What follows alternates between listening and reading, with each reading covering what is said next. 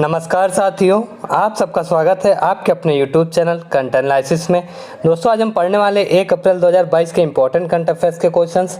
दोस्तों आज इस वीडियो में हम 1 अप्रैल के इंपॉर्टेंट करंट अफेयर्स के क्वेश्चनों के साथ साथ पुराने करंट अफेयर्स के क्वेश्चंस और स्टैटिक जीके के भी इंपॉर्टेंट क्वेश्चनों को डिटेल में कवर करने वाले हैं। तो दोस्तों अगर आप किसी भी एग्जाम्स की तैयारी करते हैं तो ये वीडियो आप सभी के लिए काफ़ी ज़्यादा इंपॉर्टेंट और हेल्पफुल होने वाली है। तो दोस्तों वीडियो को इन तक देखिएगा। अगर सेशन पसंद आए तो ज़्यादा से ज़्यादा लाइक कीजिएगा और ज़्यादा से ज़्यादा लोगों को शेयर भी कीजिएगा। और अभी तक हमारे चैनल कंटेंट एनालिसिस को सब्सक्राइब नहीं किया तो दोस्तों चैनल को भी सब्सक्राइब कर लीजिएगा और बेल आइकन को भी प्रेस कर लीजिएगा ताकि आने वाली हर एक वीडियो की अपडेट आपको मिलती रहे। तो चलिए शुरू करते हैं आज के इंपॉर्टेंट करंट अफेयर्स के क्वेश्चनों को। तो दोस्तों आज का पहला प्रश्न है कि निम्नलिखित में से कौन सा राज्य 30 मार्च को हर साल राज्योत्सव मनाता है। तो दोस्तों बात करें इसमें निम्नलिखित में से कौन सा राज्य 30 मार्च को अपना राज्योत्सव मनाता है, तो दोस्तों ऑप्शन बी राजस्थान। याद रखिएगा राजस्थान दोस्तों 30 मार्च को अपना राज्योत्सव मनाता है। दोस्तों राजस्थान की बात करें तो इसका गठन 30 मार्च 1949 में हुआ। तो ये दोस्तों 1949 में हुआ गठन। याद रखिएगा कब हुआ, तो 30 मार्च 1949 को राजस्थान का गठन हुआ और दोस्तों ये 30 मार्च को हर साल राज्योत्सव मनाता है। अगर दोस्तों राजस्थान की बात करें तो ये 2022 में अपना 73वां राज्योत्सव मना रहा है। याद रखिएगा कौन सा हो जाता है दोस्तों, तो 73वां। अगर दोस्तों उत्तर प्रदेश की बात करिए राज्योत्सव कब मनाता है, तो दोस्तों उत्तर प्रदेश याद रखिएगा ये भी इम्पोर्टेंट हो जाता है। ये 24 जनवरी को, कब दोस्तों, तो 24 जनवरी को उत्तर प्रदेश का राज्योत्सव मनाया जाता है। अगर दोस्तों बिहार की बात करें तो बिहार भी याद रखिएगा दोस्तों 22 मार्च को, कब दोस्तों, तो 22 मार्च को बिहार का राज्योत्सव मनाया जाता है। और दोस्तों उत्तराखंड की बात करें तो 9 नवंबर को उत्तराखंड का राज्योत्सव मनाया जाता है। दोस्तों आइए अब जानते हैं राजस्थान स्टेट के बारे में। दोस्तों राजस्थान की बात करें दोस्तों इसमें राजस्थान स्टेट से हर एक संभावित प्रश्नों को कवर करेंगे। तो दोस्तों वीडियो को इन तक आप जरूर देखिएगा। अगर सेशन पसंद आ रहा है तो वीडियो को ज़्यादा से ज़्यादा लाइक करते रहिए और ज़्यादा से ज़्यादा लोगों को शेयर भी करते रहिएगा। तो दोस्तों बात करें राजस्थान की अगर, तो राजस्थान का गठन दोस्तों कब हुआ, 30 मार्च 1949 को। याद रखिएगा दोस्तों 30 मार्च 1949 को राजस्थान राज्य का गठन हुआ और दोस्तों ये 30 मार्च को ही अपना राज्योत्सव मनाता है। और 2022 में दोस्तों कौन सा था, तो याद रखिएगा 73वां राज्योत्सव हो जाता है राजस्थान का। ये दोस्तों याद रखिएगा ये भी पॉइंट इंपॉर्टेंट हो जाता है। दोस्तों बात करें राजस्थान इसका नाम, तो दोस्तों इस राज्य का पहला नाम कौन से नाम से जाना जाता था, तो राजपूताना है। ये दोस्तों आपके एसएससी में क्वेश्चन पूछा गया है। याद रखिएगा इस क्वेश्चन को एसएससी वालों के लिए इंपॉर्टेंट हो जाता है क्योंकि ये आपके एसएससी CHSL में पूछा जा चुका है कि राजस्थान से पहले उससे किस नाम से जाना जाता था, तो दोस्तों राजपूताना के नाम से। राजस्थान की बात करें दोस्तों तो ये क्षेत्रफल की दृष्टि से देश का सबसे बड़ा राज्य हो जाता है। याद रखिएगा क्षेत्रफल की दृष्टि से, ये क्षेत्रफल की दृष्टि से दोस्तों राजस्थान सबसे बड़ा राज्य हो जाता है। अगर दोस्तों क्षेत्रफल की दृष्टि से सबसे छोटे राज्य की बात करें तो सबसे छोटा राज्य दोस्तों कौन सा हो जाता है, तो गोवा राज्य हो जाता है। कौन सा दोस्तों, गोवा राज्य हो जाता है। याद रखिएगा गोवा राज्य हो जाता है। ये दोस्तों सबसे छोटा राज्य हो जाता है क्षेत्रफल की दृष्टि से। और राजस्थान दोस्तों देश का सबसे बड़ा राज्य हो जाता है क्षेत्रफल की दृष्टि से। याद रखिएगा अगर जनसंख्या की दृष्टि से बात करें तो ये दोस्तों देश का 7वां सबसे बड़ा राज्य हो जाता है। दोस्तों याद रखिएगा 7वां सबसे बड़ा राज्य हो जाता है जनसंख्या की दृष्टि से। अगर दोस्तों जनसंख्या की दृष्टि से सबसे बड़े राज्य की बात करें तो उत्तर प्रदेश हो जाता है। कौन सा प्रदेश दोस्तों, तो उत्तर प्रदेश हो जाता है। और सबसे छोटे की बात करें तो दोस्तों सिक्किम हो जाता है। याद रखिएगा सबसे छोटा दोस्तों सिक्किम हो जाता है। दोस्तों इन सभी पॉइंटों को ध्यान से नोट कीजिएगा, सभी पॉइंट्स इंपॉर्टेंट हो जाते हैं आपके और ये सभी पॉइंट्स आपके एग्जाम्स में पूछे भी गए हैं और पूछे भी जा सकते हैं दोस्तों। अगर दोस्तों अब राजस्थान की सीमा की बात करें कितने राज्यों से लगती है, तो याद रखिएगा 4 राज्यों से। कौन कौन से, पंजाब, हरियाणा, गुजरात और मध्य प्रदेश। दोस्तों इसकी सीमा 4 राज्यों से लगती है, पंजाब, हरियाणा, गुजरात और मध्य प्रदेश के।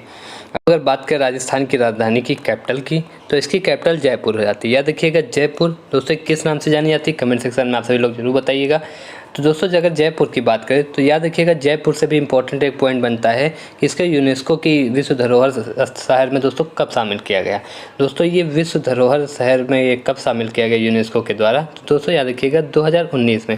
दोस्तों आज के क्वेश्चन सभी काफ़ी ज़्यादा इंपॉर्टेंट आपके लिए होने वाले हैं। तो दोस्तों इस सभी क्वेश्चनों को ध्यान से पढ़िएगा और नोट कर लीजिएगा क्योंकि ये सभी क्वेश्चन आपके एग्जाम में ज़रूर से ज़रूर पूछे जा सकते हैं। तो दोस्तों अगर बात करें जयपुर की तो दोस्तों ये कैपिटल किसकी हो जाती है, राजस्थान की। याद रखिएगा। और इसे दोस्तों 2019 में यूनेस्को द्वारा भारत का दूसरा विश्व धरोहर शहर में जोड़ा गया। तो दोस्तों भारत का पहला विश्व धरोहर शहर कौन सा हो जाता है, तो दोस्तों वो भी कमेंट सेक्शन में आप लोग कमेंट करके बताइएगा।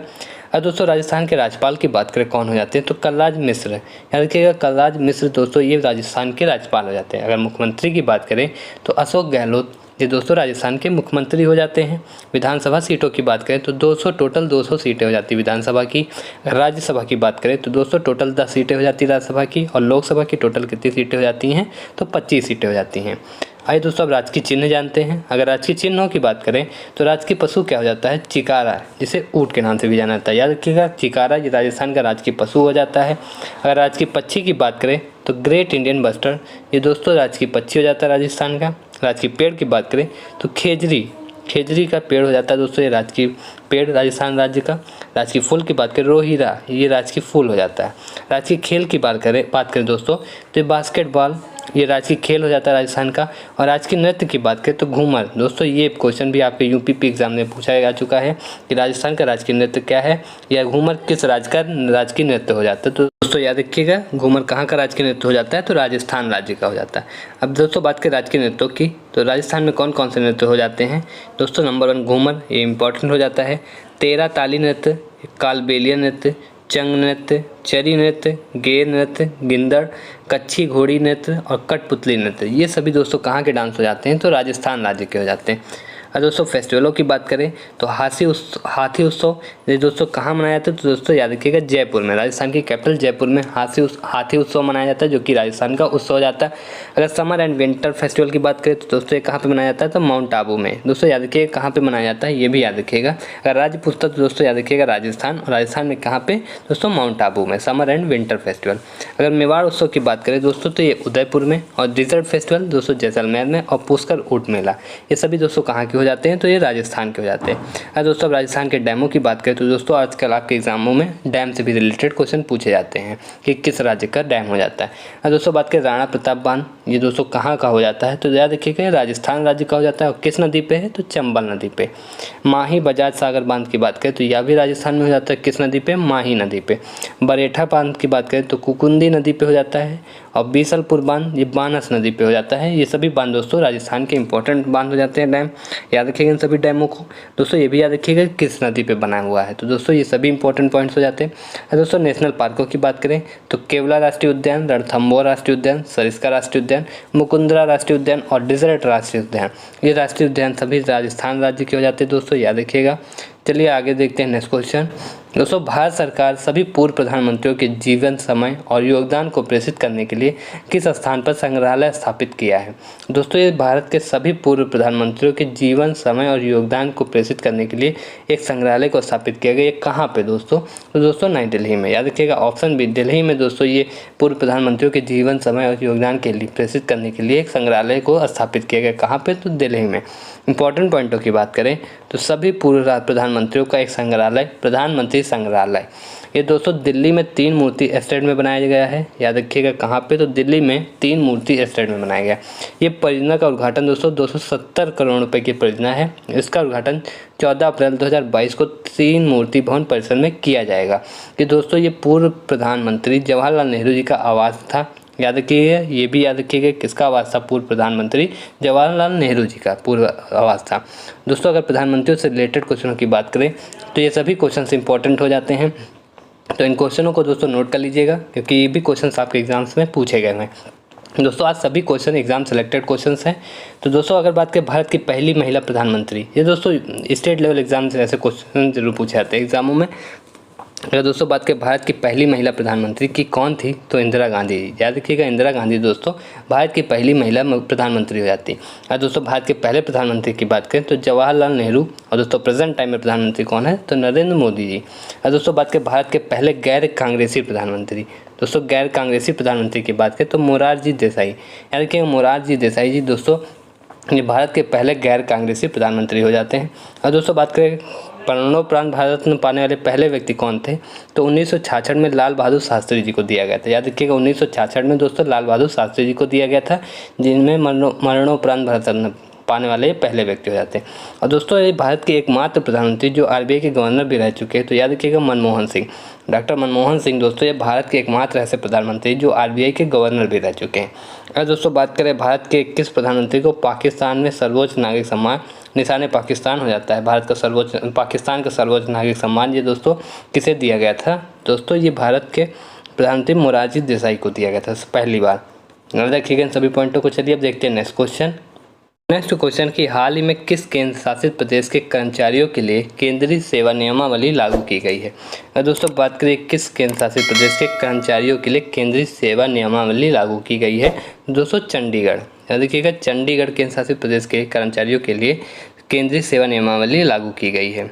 चलिए देखते हैं नेक्स्ट क्वेश्चन। दोस्तों हाल ही में पीएम नरेंद्र मोदी ने बिम्स्टेक समिट 2022 में हिस्सा लिया है। तो इस बिम्स्टेक समिट 2022 के मेज़बान देश कौन सा था। दोस्तों अगर बात करें मेज़बान देश की तो दोस्तों कौन सा था, श्रीलंका। याद रखिएगा दोस्तों, श्रीलंका ये बिम्स्टेक समिट 2022 का मेज़बान देश था। अगर दोस्तों इसमें इंपॉर्टेंट पॉइंटों की बात करें तो प्रधानमंत्री नरेंद्र मोदी ने वर्चुअल मोड के माध्यम से 5वें बंगाल की खाड़ी बहुक्षेत्रीय तकनीक और आर्थिक सहयोग पहल यानी कि बिम्स्टेक में दोस्तों प्रधानमंत्री नरेंद्र मोदी ने वर्चुअल मोड के माध्यम से ये शिखर सम्मेलन में भाग लिया है। याद रखिएगा बिम्स्टेक में इसका फुल फॉर्म हो जाता है बे ऑफ बंगाल इनिशिएटिव और multi sectoral technical and economic corporation. याद रखिएगा बिम्स्टेक का फुल फॉर्म। इसमें प्रधानमंत्री नरेंद्र मोदी ने दोस्तों वर्चुअल मोड के माध्यम से ये 5 रखिएगा शिखर सम्मेलन की मेजबानी श्रीलंका सरकार द्वारा की गई, जो कि बिम्स्टेक का अध्यक्ष राष्ट्र था। और दोस्तों बात के समापन की तो शिखर सम्मेलन के समापन में थाईलैंड ने बिम्स्टेक के अध्यक्ष राष्ट्र के रूप में पदभार संभाला। अगर दोस्तों बिम्स्टेक की बात करें तो ये वर्ष 2022 में दोस्तों बिम्स्टेक की स्थापना का 25वां वर्ष है शिखर सम्मेलन था। याद रखिएगा। अगर इसकी थीम की बात करें तो एक लचीला क्षेत्र की ओर समृद्ध अर्थव्यवस्थाएं स्वस्थ लोग। याद रखिएगा towards a silent region prosperous economics healthy people, ये इसकी थीम हो जाती है। याद रखिएगा थीम को। अब दोस्तों अगर बिम्स्टेक की गठन की बात करें तो आइए इसको भी जान लेते हैं, ये भी इंपॉर्टेंट हो जाता है आपके एग्जाम के लिए। अब बिम्स्टेक की बात करें तो इसका फुल फॉर्म हो जाता है bay of Bengal initiative for multi sectoral technical and economic corporation, ये इसका फुल फॉर्म हो जाता है बिम्स्टेक का। दोस्तों बिम्स्टेक 7 दक्षिणी एशियाई और दक्षिणी पूर्व एशियाई देशों का एक अंतर्राष्ट्रीय संगठन है। याद रखिएगा 7 दक्षिणी एशियाई और दक्षिणी पूर्वी एशियाई देशों का संगठन हो जाता है बिम्स्टेक। और इसमें देशों की बात करें कितने टोटल सदस्य देश हो जाते हैं, दोस्तों 7 बिम्स्टेक में हो जाते हैं बांग्लादेश, भूटान, भारत, म्यांमार, नेपाल, श्रीलंका और थाईलैंड। याद रखिएगा इन 7 देशों को।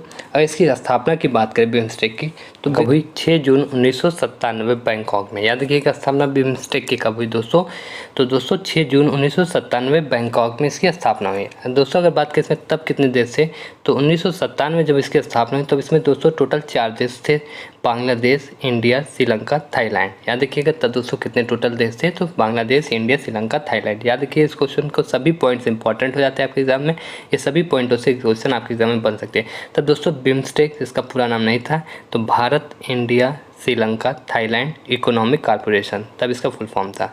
फिर दोस्तों 22 दिसंबर 1997 में, याद रखिएगा 22 दिसंबर 1997 में म्यांमार बिम्स्टेक में जुड़ा, तब इसका नाम दोस्तों बिम्स्टेक पड़ा। याद रखिएगा तब दोस्तों बिम्स्टेक नाम पड़ा। और फिर दोस्तों 5 देश हो जाते टोटल, और दोस्तों टोटल सदस्य प्रेजेंट टाइम में कितने 7। तो दोस्तों याद रखिएगा इन सभी देशों को कब कौन देश शामिल हुआ दोस्तों, ये आपके एग्जाम्स में क्वेश्चन इनसे पूछे गए हैं। अगर दोस्तों बात करें नेपाल भूटान की या बिम्स्टेक में कब शामिल हुए तो दोस्तों याद रखिएगा 2004 में नेपाल और भूटान दोस्तों बिम्स्टेक में शामिल हुए, तब इसका नाम क्या पड़ा, बिम्स्टेक। और दोस्तों बिम्स्टेक का अस्थायी सचिवालय कहाँ पे हो जाता है तो याद रखिएगा ढाका बांग्लादेश में इसका अस्थायी सचिवालय हो जाता है। अगर प्रेजेंट टाइम में महासचिव की बात करें तो तेंजिन लेकपेल, दोस्तों तेंजिन लेकपेल जो भूटान के हो जाते हैं महासचिव प्रेजेंट टाइम में बिम्स्टेक के। याद रखिएगा इन सभी पॉइंटों को। दोस्तों सभी पॉइंट्स आपके एग्जाम्स के लिए इंपॉर्टेंट हो जाते हैं। दोस्तों आज के सभी क्वेश्चन काफ़ी ज़्यादा इंपॉर्टेंट हैं, दोस्तों वीडियो को इन तक जरूर देखिएगा। दोस्तों नेक्स्ट क्वेश्चन की हाल ही में किसने स्टॉकहोम जल पुरस्कार 2022 जीता है। तो दोस्तों बात करें स्टॉकहोम जल पुरस्कार 2022 किसने जीता है तो दोस्तों प्रोफेसर विल्फ्रेड ब्रूटस्टर दोस्तों ये स्टॉकहोम जल पुरस्कार 2022 के विजेता रहे। याद रखिएगा। अगर इंपॉर्टेंट पॉइंटों की बात करें तो दोस्तों एमिरेट्स विल्फ्रेड ब्रूटस्टर ये प्रोफेसर हो जाते हैं स्टॉकहोम जल पुरस्कार विजेता 2022 के रूप में इन्हें नामित किया गया। याद रखिएगा किसे दोस्तों, तो एमिरेट्स विल्फ्रेड ब्रूटस्टर को स्टॉकहोम जल पुरस्कार विजेता 2022 के रूप में नामित किया गया है। दोस्तों इन्हें किस कार्य के लिए सम्मानित किया गया है दोस्तों, याद रखिएगा इन्हें पर्यावरणीय वाष्पीकरण की मात्रा निर्धारित करने के लिए इनके अभूतपूर्व कार्यों के लिए इन्हें सम्मानित किया गया है। दोस्तों अगर बात करें प्रोफेसर की ब्रूस्टर अमेरिका के दोस्तों ये कार्नेल विश्वविद्यालय में इंजीनियरिंग एमिरेट्स में प्रोफेसर हो जाते हैं। याद रखिए विल्फ्रेड ब्रूस्टर दोस्तों अमेरिका के कार्नेल यूनिवर्सिटी में इंजीनियरिंग एमिरेट्स में प्रोफेसर हो जाते हैं। याद रखिएगा। चलिए देखते हैं नेक्स्ट क्वेश्चन। दोस्तों किन दो राज्यों ने 29 मार्च को 6 विवादित क्षेत्रों में सीमा विवाद समाप्त करने के लिए समझौते पर हस्ताक्षर किए हैं? तो दोस्तों किन दो राज्यों ने अपने 6 विवादित क्षेत्रों को सीमा विवाद समाप्त करने के लिए समझौते पर हस्ताक्षर किए हैं? तो दोस्तों ऑप्शन ए असम और मेघालय। इन दोनों राज्यों ने दोस्तों अपने जो सीमा विवाद था उसको 6 विवादित क्षेत्रों में समाप्त करने के लिए समझौते पर हस्ताक्षर किए हैं। इंपॉर्टेंट पॉइंटों की बात करें तो केंद्रीय गृह मंत्री अमित शाह ने इस फैसले को दोस्तों पूर्वोत्तर के लिए ऐतिहासिक दिन बताते हुए असम और मेघालय के बीच 12 विवादित स्थानों में से 6 में अपने 5 दशक लंबे सीमा विवाद को हल करने की सहमति व्यक्त की है। याद रखिएगा किन दो राज्यों ने? दोस्तों असम और मेघालय ने।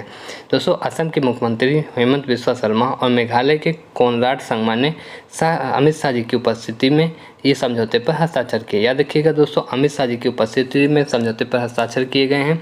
कौन कौन? तो दोस्तों असम के मुख्यमंत्री और मेघालय के मुख्यमंत्री। असम के मुख्यमंत्री हो जाते हैं हेमंत बिस्वा शर्मा और कोनराड संगमा ये मेघालय के मुख्यमंत्री हो जाते हैं। इन दोनों लोगों ने अपनी 6 सीमा विवादों को समझौते पर हस्ताक्षर किए हैं केंद्रीय गृह मंत्री अमित शाह जी की उपस्थिति में। याद रखिएगा सभी पॉइंटों को। चलिए अब देखते हैं नेक्स्ट क्वेश्चन। दोस्तों हाल ही में किसके द्वारा भारतीय कृषि की ओर 2030 शीर्षक वाली पुस्तक लॉन्च की गई? दोस्तों बात करें भारतीय कृषि की ओर 2030 शीर्षक वाली पुस्तक किसके द्वारा लॉन्च की गई है? तो दोस्तों याद रखिएगा नीति आयोग और FAO, इन दोनों के द्वारा दोस्तों नीति आयोग और FAO के द्वारा ये भारतीय कृषि की ओर 2030 शीर्षक वाली पुस्तक को लॉन्च किया गया। इंपॉर्टेंट पॉइंटों को भी जानते हैं। अगर दोस्तों बात करें इंपॉर्टेंट पॉइंटों की तो केंद्रीय कृषि और कल्याण मंत्री कौन हो जाते हैं? नरेंद्र सिंह तोमर ने दोस्तों नीति आयोग और संयुक्त राष्ट्र के खाद्य और कृषि संगठन FAO के द्वारा आयोजित एक कार्यक्रम में भारतीय कृषि की ओर 2030 नामक एक पुस्तक का विमोचन किया। याद रखिएगा किसने? तो MOFW और दोस्तों FAO द्वारा आयोजित एक कार्यक्रम में ये भारतीय कृषि की ओर 2030 नामक एक पुस्तक का विमोचन किया गया। दोस्तों FAO भी इम्पोर्टेंट हो जाता है। अगर बात करें FAO की तो खाद्य एवं कृषि संगठन, फूड एंड एग्रीकल्चर ऑर्गेनाइजेशन इसका फुल फॉर्म हो जाता है। दोस्तों आपके एग्जाम में हेडक्वार्टर और प्रमुख और गठन ये तीनों पॉइंट इंपॉर्टेंट हो जाते हैं किसी भी ऑर्गेनाइजेशन से। तो दोस्तों जो भी क्वेश्चन में ऑर्गेनाइजेशन आता है तो उसको हम डिटेल में कवर करते हैं। तो दोस्तों सभी ऑर्गेनाइजेशन को याद रखिएगा। ऐसे FAO भी इम्पोर्टेंट हो जाता है। तो दोस्तों इसके बारे में जानते हैं। अगर गठन की बात करें तो 16 अक्टूबर 1945 को फूड एंड एग्रीकल्चर का ऑर्गेनाइजेशन का इस्टेब्लिशमेंट हुई। अगर हेडक्वार्टर की बात करें तो इसका हेडक्वार्टर रोम इटली में हो जाता है और प्रेजेंट टाइम में हेड कौन हो जाते हैं? तो क्यू डोंग्यू दोस्तों FAO के प्रमुख हो जाते हैं प्रेजेंट टाइम में। चलिए देखते हैं नेक्स्ट क्वेश्चन। दोस्तों हाल ही में IONS समुद्री अभ्यास 2022 IMEX 2022 का आयोजन कहाँ किया गया है? अगर दोस्तों बात करें IMEX 2022 के आयोजन किए कहाँ पे किया गया है? तो दोस्तों अरब सागर में। Option A Arab Sagar IMEX 2022 का आयोजन किया गया है। इसमें भी इंपॉर्टेंट पॉइंटों की बात करें तो हिंद महासागर नौसेना संगोष्ठी Indian ocean naval symposium IONS इसका फुल फॉर्म हो जाता है। इसमें दोस्तों समुद्री अभ्यास 2022 IMEX 2022 का ये पहला संस्करण हो जाता है दोस्तों, जो कि 26 से 30 मार्च 2022 तक गोवा और अरब सागर में आयोजित किया गया था। याद रखिएगा इसका उद्देश्य क्या हो जाता है? तो दोस्तों मानवीय सहायता और आपदा राहत। याद रखिएगा मानवीय सहायता और आपदा राहत के लिए ये IMEX 2022 का पहला संस्करण दोस्तों कहाँ पे आयोजन किया गया? तो गोवा और अरब सागर में आयोजित किया गया है। दोस्तों इसके संचालन की बात करें तो दोस्तों इसमें देशों की नौसेना के अंतः क्रियाशीलता को बढ़ाना था इसका उद्देश्य। दोस्तों IONS के 25 सदस्य देशों में से 15 देशों ने नौसेनाओं ने अभ्यास में भाग लिया। याद रखिएगा दोस्तों IONS में 25 सदस्य देश हो जाते हैं, इसमें से 15 देशों की नौसेनाओं ने इसमें अभ्यास में भाग लिया है। दोस्तों IMEX की बात करें तो ये 2 चरणों में की गई है। पहला चरण दोस्तों हार्बर चरण जो कि 26 से 27 मार्च को गोवा के मारमुगांव बंदरगाह पे आयोजित किया गया। दोस्तों ये याद रखिएगा पॉइंटों को, इन तीनों पॉइंटों के इंपॉर्टेंट पॉइंट्स हो जाते हैं। अगर IMEX 2022 की बात करें दोस्तों कितने चरणों में? तो 2 चरणों में। कौन कौन से? हार्बर चरण एक और एक सागर चरण। दोस्तों इसमें से हार्बर चरण का आयोजन कहाँ पे किया गया है? तो दोस्तों गोवा के मारमुगांव बंदरगाह पे, जो कि 26 से 27 मार्च को किया गया। और दोस्तों सागर चरण की बात करें तो ये 28 से 30 मार्च 2022 तक अरब सागर में हुआ है। याद रखिएगा कहाँ पे हुआ था दोस्तों? ये अरब सागर में हुआ था 28 से 30 मार्च के बीच में, जो कि दूसरा चरण था जो कि सागर चरण हो जाता है। चलिए अब देखते हैं नेक्स्ट क्वेश्चन। दोस्तों हाल ही में राष्ट्रीय संस्कृत महोत्सव 2022 का आयोजन कहाँ किया गया? दोस्तों अगर बात करें राष्ट्रीय संस्कृत महोत्सव 2022 के आयोजन किए कहाँ पे किया गया है? तो दोस्तों ऑप्शन ए आंध्र प्रदेश में दोस्तों राष्ट्रीय संस्कृत महोत्सव 2022 का आयोजन किया गया। इंपॉर्टेंट पॉइंटों की बात करें तो राष्ट्रीय संस्कृत महोत्सव 2022 की शुरुआत arts college ground Rajamahendravaram Andhra Pradesh में दोस्तों ये इसका शुभारंभ किया गया। याद रखिएगा, arts college ground Rajamahendravaram Andhra Pradesh में इसका 2022 का महोत्सव का आयोजन किया गया। इसमें आयोजन की बात करें दोस्तों तो इसमें आंध्र प्रदेश के राज्यपाल श्री विश्वभूषण हरिचंदन द्वारा केंद्रीय संस्कृत पर्यटन मंत्री डोनर जी की रेड्डी के द्वारा दोस्तों इसको आयोजित किया गया था। याद रखिएगा किनके द्वारा आयोजित किया गया है दोस्तों, तो ये आंध्र प्रदेश के राज्यपाल हो जाते हैं श्री विश्वभूषण हरिचंदन जी और केंद्रीय संस्कृत पर्यटन मंत्री डोनर जी के रेड्डी, इन दोनों के द्वारा दोस्तों ये 2022 राष्ट्रीय संस्कृत महोत्सव का आयोजन किया गया। दोस्तों ये राष्ट्रीय संस्कृत महोत्सव 2 दिवसीय राष्ट्रीय संस्कृत महोत्सव हो जाता है। इसको 26 और 27 मार्च 2022 को राजमुंदरी के गवर्नमेंट आर्ट कॉलेज के मैदान में आयोजित किया गया। और दोस्तों ये पहले राष्ट्रीय संस्कृत महोत्सव की बात करें तो दोस्तों ये 2015 में आयोजित किया गया था और ये 2022 में दोस्तों कौन सा हो जाता है, तो याद रखिएगा, बताइएगा कमेंट सेक्शन में दोस्तों 2022 में कौन सा मनाया गया है। और दोस्तों इसकी इंपॉर्टेंट पॉइंटों की और भी बात करें तो राष्ट्रीय संस्कृत महोत्सव 2022 का दूसरा चरण दोस्तों कहाँ पे होगा, तो याद रखिएगा ये दोस्तों द्विवार्षिक हो जाता है। तो इसका दूसरा चरण दोस्तों राष्ट्रीय संस्कृत महोत्सव का उद्घाटन कहाँ किया गया है, तो 29 मार्च को वारंगल में होगा। याद रखिएगा कहाँ पे हुआ है, तो दोस्तों 29 मार्च को वारंगल में हुआ है। ओके, दूसरा चरण था राष्ट्रीय संस्कृत महोत्सव 2022 का। और दूसरे चरण का उद्घाटन दोस्तों किसके द्वारा किया गया है, तो तेलंगाना के राज्यपाल तमिलिसाई सौंदरराजन के द्वारा।